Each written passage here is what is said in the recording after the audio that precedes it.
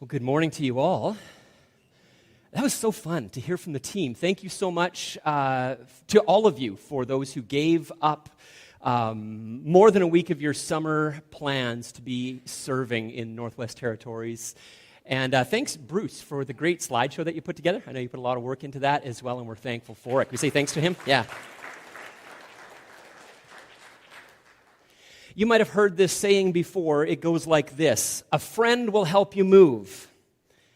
A true friend will help you move a body. I know, it's a little dark. And I need to clarify, I've never had to find out if it's true. But jokes apart, Catherine and I, my wife and I, we've had those friends, many of them are in the room right now, who have helped us move several times as we've moved in town at different points in our lives. Couches moved up the most awkward staircases, like, is this going to work?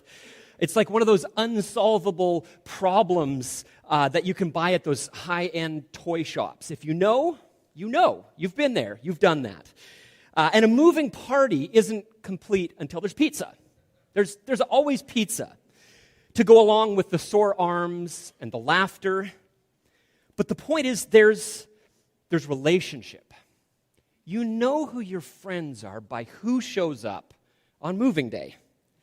And there's this outstanding debt of love, because pizza, honestly, pizza cannot pay back what you've just done there, right?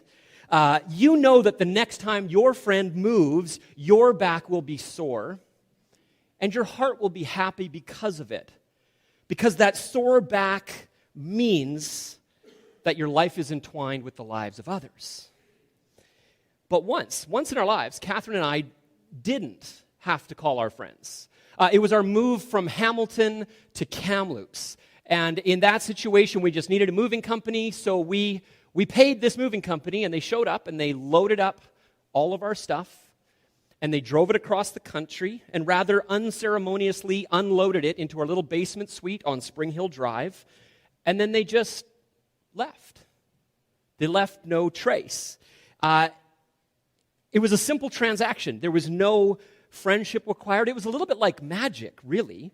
You pay the cash, the job gets done, there's no mess, there's no friendship, there's no reciprocity. And that's what money can do. Money, says Andy Crouch, allows us to get things done, often by means of other persons, without the entanglement of friendship. And that ability to get things done or get what you want without entanglement, without reliance on others, might seem really attractive to us at first. It's sort of the alchemist's dream. I don't know if you're familiar with like the myth of the alchemist, is those who would make gold, be able to turn things through this like chemical reaction into gold so that they could get and get and get without any entanglement, without responsibility to others. No need for other people, no need for relationships. So money, it seems, can actually act a little bit like magic. But think of it, when you use money like magic, it drains the world of that relational vibrancy that God created us for. More, it actually moves us away from recognizing our true dependence on God for every single thing that we have. It places us in this self-deception of a kind of a God space. It's as though we ourselves were the gods that could control the world. In short, it empties the world of love. And it burdens and enslaves those who sign on to a life that's driven in pursuit of that kind of self-centered power.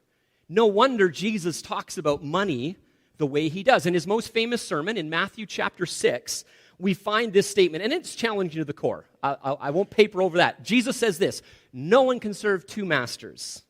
Either you will hate one and love the other, or you'll be devoted to one and despise the other. You cannot serve both God and money. What does that mean, we wonder? And maybe we wish he hadn't said it at all.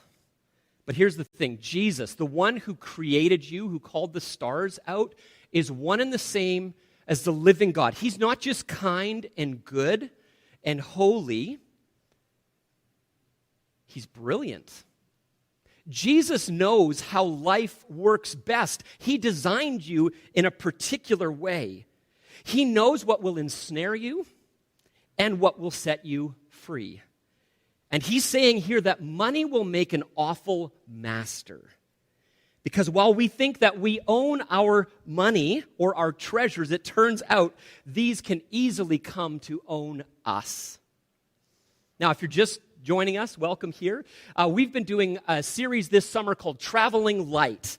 And we're exploring what it means to leave behind often the huge, heavy burdens that we pile on ourselves and exchange them or let Jesus transfer those things off of us so that we carry the pack that he meant for us to carry.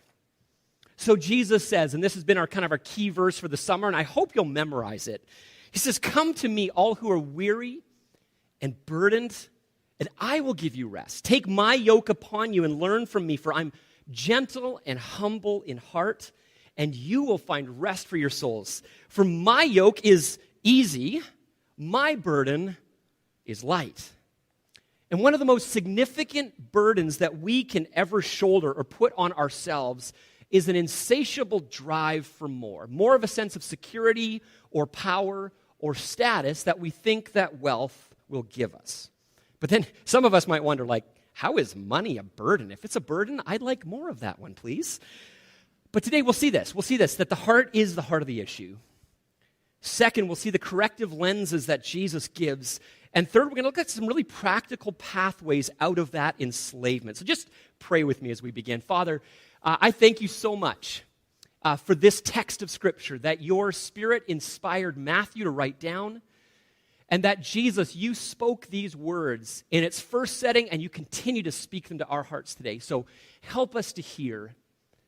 Give us hearts that are wide open to your leading and your love. And we pray this in your name, Jesus. Amen. So let's go back to that text in Matthew chapter 6. I'm going to start at verse 19. And it's right in the middle of Jesus' most famous sermon. It's called his Sermon on the Mount. And let me just begin reading for you there. "Do not store up for yourselves treasures on earth, where moths and vermin destroy, and where thieves break in and steal." And just before I go further, we should probably know that in the ancient world doesn't have banks the way that we do. If you have something, if you have a treasure, if you have money, if you value something, you're probably stashing it somewhere in your home, hoping it's secure. Although the rats might get to it if the thieves don't first. So just know this is stuff that's stored in your home somewhere, no banking system. He goes on to say this, "But store up for yourselves treasures in heaven, where moths and vermin do not destroy, and where thieves do not break in and steal. For where your treasure is, there your heart will be also." Let's look more closely at this. I was recently reading the famous Russian novelist, Leo Tolstoy. He has a book called A Confession. And in A Confession, he lays out his journey of faith to Jesus, where he comes through this lengthy, suffocating look at the meaninglessness of life as he knew it. At this point, he's a famous author, world-famous author, in fact. And now he's regarded as one of the most incredible authors in history, period. And yet everything around him that the world calls success, he could see through it. God was giving him these eyes to see the meaninglessness of it, if that is all that there was. And this journey actually took him right to the edge of suicide. He's like, I was on the edge of just wanting to end it all. And he says it like this: is there any meaning in life that the inevitable death awaiting me does not destroy? I mean, that is the question, isn't it? Is everything I'm doing right now just going to end when I end? Is there nothing that is meaningful that goes on? So there's this deep restlessness and hopelessness really in him. And interestingly, he looks then to the poor, working class peasants around him. And he sees in them something so incredible, because these working class peasants have a deep and genuine joy. And this joy comes through their faith in Jesus, a faith that didn't just look at this life as though this material world is all that there is, and after it there's nothing. No, they had resurrection life built into the story that they lived in. More than that, they had real joy and purpose in this alternate way of life that Jesus was teaching. Seeing their purpose, seeing their joy, apart from worldly wealth or status, that's what led Tolstoy to look to Jesus and find him to be his true treasure and God's kingdom to be his new aim. So as challenging as these words are, we also need to see how desperately kind of Jesus to tell us this. He pushes off the shallowness of thinking that what we hold in our hands could somehow fill our hearts. It can't. It never could. John Foreman said it right. We were meant to live for so much more. But we need to ask here now, what does Jesus mean by treasures? It's not simply the things that you have or the content of your bank account. Your treasure is what you love. Treasure is something that you treasure, that you desperately value. And so if you value it, you give your life to it. You work toward it. That's your treasure. And that's why talking about treasure means talking about our hearts. Because you see, in the Bible, the heart isn't about your feelings primarily. It's actually about your mind and what you want. It's about the priorities of your life. It's your drives. It's your desires. That's what the Bible means when it says heart. It's what you really want.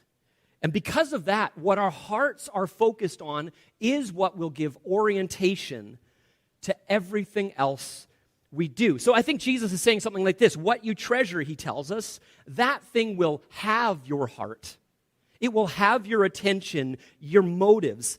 It will become the axis around which the gravity of your life will turn. So that's the question, what drives your ambitions? Maybe just ask yourself that for a moment. What do you plan your life around? What are you prioritizing? Whatever it is, you'll make decisions based out of what's at the center of that. So when Jesus speaks of earthly treasures, he's telling us that amassing things, stockpiling stuff, having a rock-solid investment portfolio, it won't lead you to the life that you were made for. Tolstoy, brilliant man, he could see through it. He could feel it. And I think we can too. And we just take a step back and we're honest. We know that the things that are in our hands, that we like to wrap them around, they're not going to fill our hearts. So rather than spending our days amassing things, things we would want to ensure, I might say, Jesus says, store up for yourself treasures in heaven. What does that mean? I like how Dallas Willard puts it. He says, to lay up treasures in heaven is to treasure all these intimate and touching elements of heaven's life, all of what God is doing on earth. It is to do so in the order and manner heaven has indicated, and especially as we see it illuminated in Jesus himself. So a few things. I know it's a little bit technical sounding. Number one, heaven here, heavenly, doesn't mean later, although it will include everything now and into eternity. So it'll include that, but it doesn't mean that. It means regarding what God is up to. It means lined up with and in sync with God's will and God's ways. And lo and behold, these are the things that will endure both now and into eternity. It's what we see Jesus himself valuing, is to value those things. That's what he means. So investment in heavenly treasures is about giving priority to those things which matter in God's kingdom. This is investment in the lives of people primarily. It's in the mission of God. It's giving of yourself and your resources that God has entrusted to you. Remember, it all belongs to God. Everything you have isn't yours. It's his. Entrusted to us as wise managers, as stewards. What will you do with what's in your hand? It's giving yourself and your resources to things that truly matter at the end of the day. Tolstoy knew the burden of wealth without purpose. without meaning. He could see through it. The way his contemporaries were living as though the material world was all there is. Make your investment in what actually lasts. I think that's a good way to say what Jesus is saying here. Reset your priorities. But sometimes I've wondered, why is it so hard for us to talk about money as believers in church? It's a little bit awkward, isn't it? Just a little bit? Anybody? Okay, it's just awkward for me. No, I saw a few heads nodding. It is. It's weird to talk about money. Why? I think I know.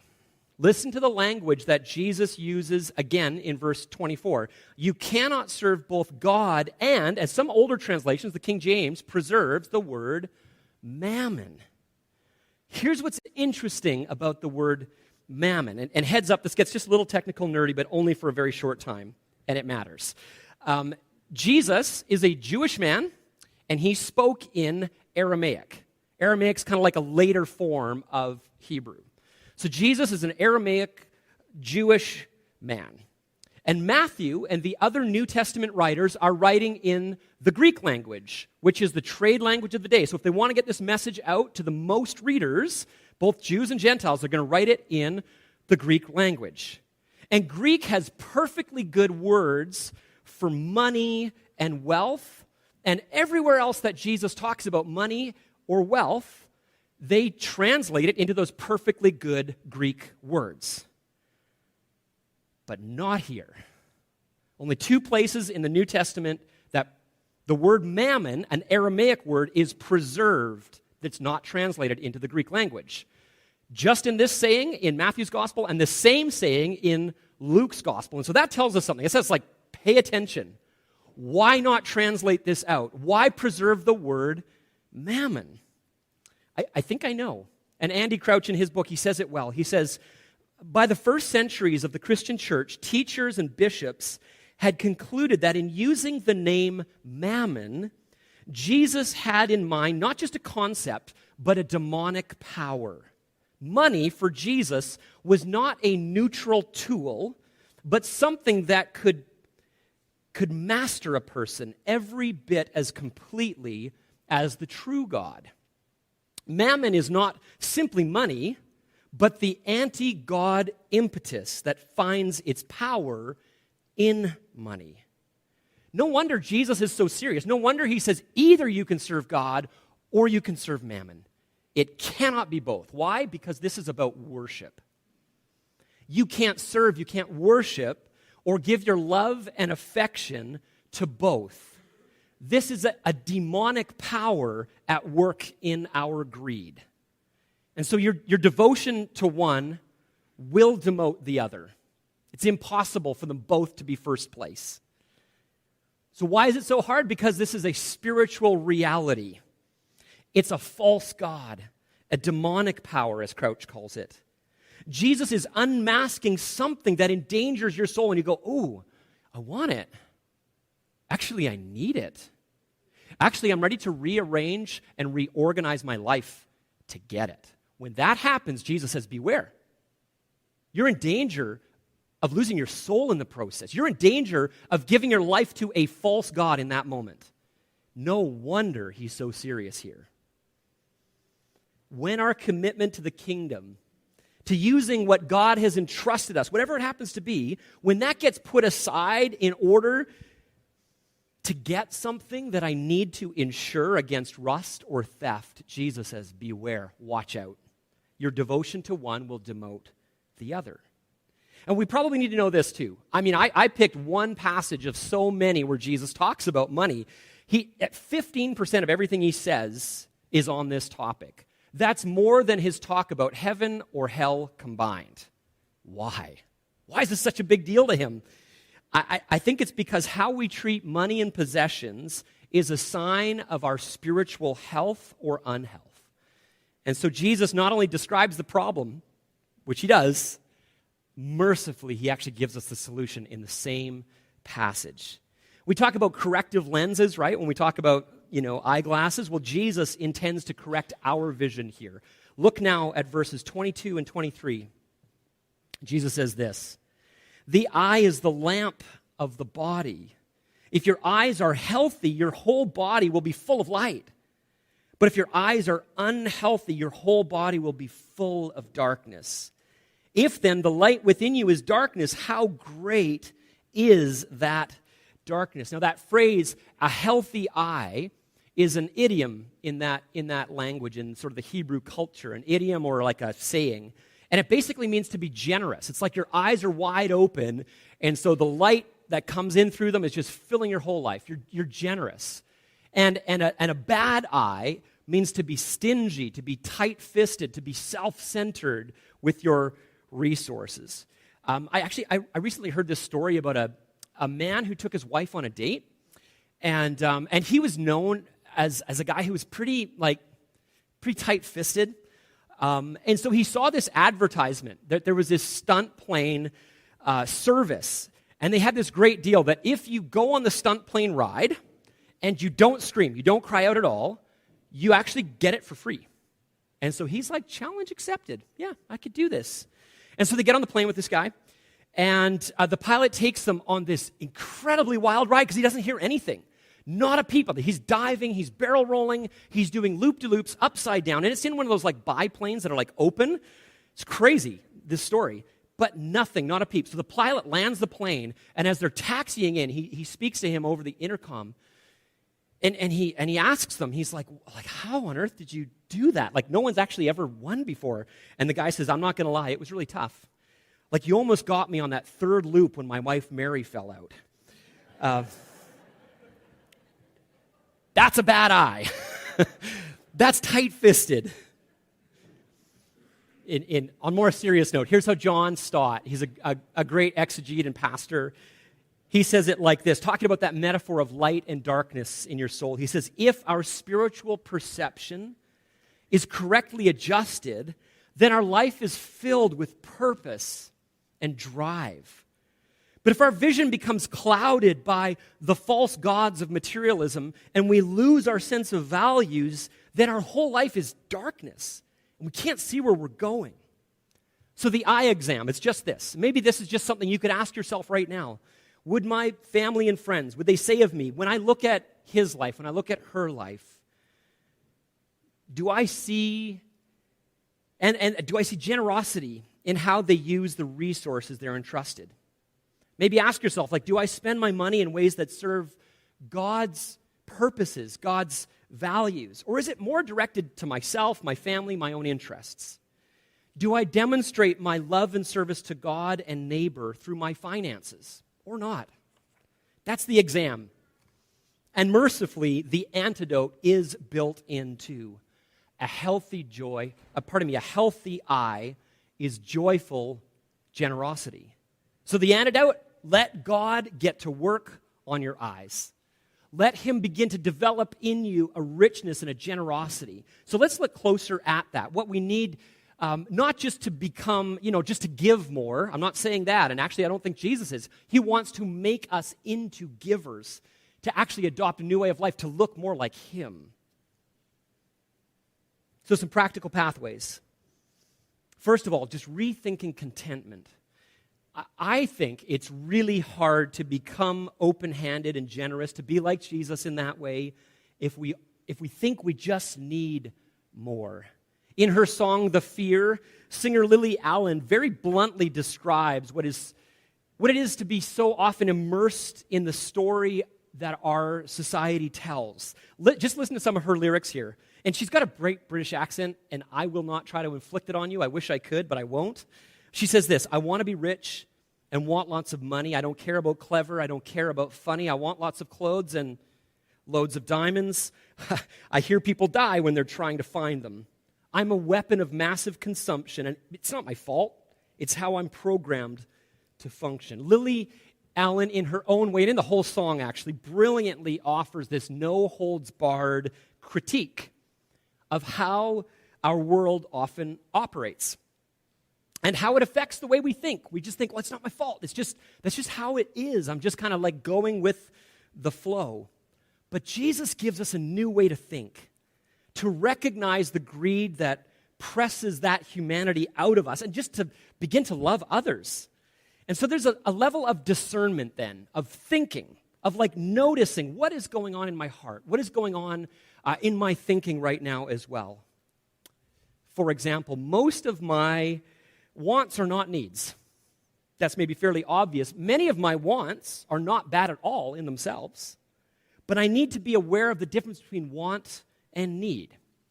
For when it shifts into the other, when I believe I need something, I'll put it like this, when I believe I need it, I begin to feel the right to have it, that I'm owed this thing, and can end up in a dangerous compromise or justification in my attempts to get what I need, and that will lead me away from following Jesus. That's how mammon gets to work on us. So at a practical level, I think that's why people end up in debt.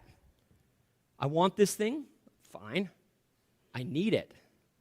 I need it so much that I'm willing to go into debt to get it. Or on a larger, maybe natural resource level, this impacts our ability as humans to be wise and faithful stewards of the earth that God made and loves and calls us to care for. Like, isn't it greed? Isn't that in its various forms at the root of much of the ecological crisis that we see? And isn't avarice, that kind of greed for more, at the heart of many of the injustices associated with child slavery and sweatshops? These real-world realities are addressed through Jesus' words here. They're corrected as we begin to think differently about the world and the things in it. And so Paul writes to Timothy. Timothy's a young pastor. He's serving in Ephesus, a wealthy city. And in this wealthy city, there are some false teachers. There's people who are using religion to try to make money off of it. And here's what Paul instructs Timothy to teach. He says this, "But godliness with contentment is great gain. For we brought nothing into the world, and we can take nothing out of it. But if we have food and clothing, we will be content with that." Content. If we have what? Paul says food and clothing. Like your body, for a full-grown adult male like myself, needs roughly 2,000 calories a day, and not all of that has to come from lobster tail. The clothes on our back, food in our stomach, a place to lay our head at night, and some rich friendships. That's kind of all we need. Content with quite little is possible, so says Paul. And he lived it. Michelle, who was leading worship this morning, she posted a video of her dog Coco rolling around on the grass this week. And in her post, she says, "Coco teaches me so much every day about enjoying the little things in life. Be like Coco." Indeed. That's where gratitude leads us to contentment. I'm so thankful for the things that I have, and my heart can grow happy as I recognize that God has met my needs. But, again, it'll be hard to be open-handed if I don't think God will provide for me or won't provide enough. You know, when Jesus teaches us to pray, he gives us these instructions. He says to pray this, "Give us today our daily bread." Now, bread can refer to all of our basic daily needs. What does traveling light mean? It includes trusting that God will care for my daily needs, to provide enough to live on. That's what Jesus focuses on next in this Sermon on the Mount. He basically says, remember that God is your good Father, and he'll take good care of you. And that means that you can give your attention to kingdom matters. That means you don't have to worry, if I give away this bit, will I have enough? Jesus is saying you will. You can set your priority on him. Jesus will go on to say, just a few verses later, he says, but seek first. Instead of being worried, but seek first God's kingdom and his righteousness, and everything else will be taken care of. He'll meet your needs. We're going to dive deeper into that next week, but notice how the focus is on single-mindedness about the kingdom. Now, the objection might come, well, that's fine, Dave, but what about those Christians in the world who it seems like really don't have enough? Doesn't God care about them? Like, what do we do with that? And I've wrestled with that question. But notice, when we pray for our daily bread, it's not just praying for my daily bread. It's not just saying for my nuclear family. To pray our Father and to pray for our daily bread puts us in relationship to the whole community of faith in our city, in our country, and around the world. It places us in relation to every other believer and in community with them. What does that mean?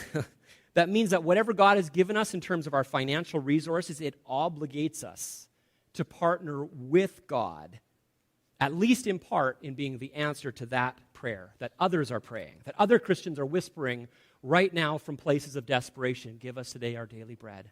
Who answers that prayer? God does. How does he answer it? Well, through us, at least in part. 4th century Christian pastor and theologian Basil the Great, he put it like this. He said, the bread that you possess, meaning if you've got extra in your pantry and it's just going to go to waste anyways, if you've got extra, the bread you possess belongs to the poor. The clothes that you store in boxes belong to the poor. The shoes rotting beside you belong to the barefoot. The money that you hide belongs to anyone in need. Wow. God answers the desperate prayers of his people, says Basil, through his people. In the early church, Christians often fasted 2 to 3 days a week, which was normal from their Jewish background, but they did it for different reasons. They began to fast for 2 to 3 days a week, and they would pray in order that they could set aside that which they saved to give to those in more desperate need themselves. That cuts me to the heart when I remember that. I know, this is challenging stuff. Here's how Paul goes on to say it to Timothy. This is in just a little bit farther from what I read. 1 Timothy chapter 6, verse 17 starts, command those who are rich in this world. And when I think of who is rich in this world, for us, I think if you own a car or you could own a car, you're in that category. If you could pay for insurance and some gas on a vehicle, you are the rich in our world. So he says, command those who are rich in the world to do good, to be rich in good deeds, and to be generous and willing to share.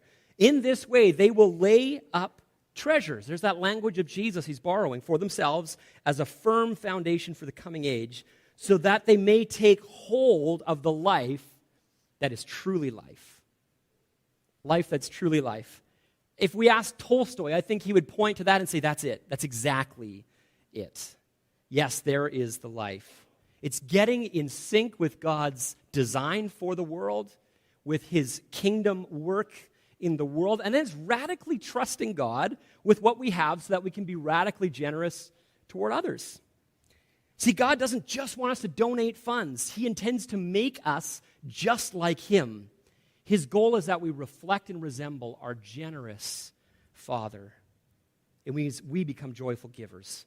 So we give to kingdom-focused ministries. That's one of the great antidotes for what Tolkien called dragon fever or gold fever, that greed, that avarice that can grab hold of us.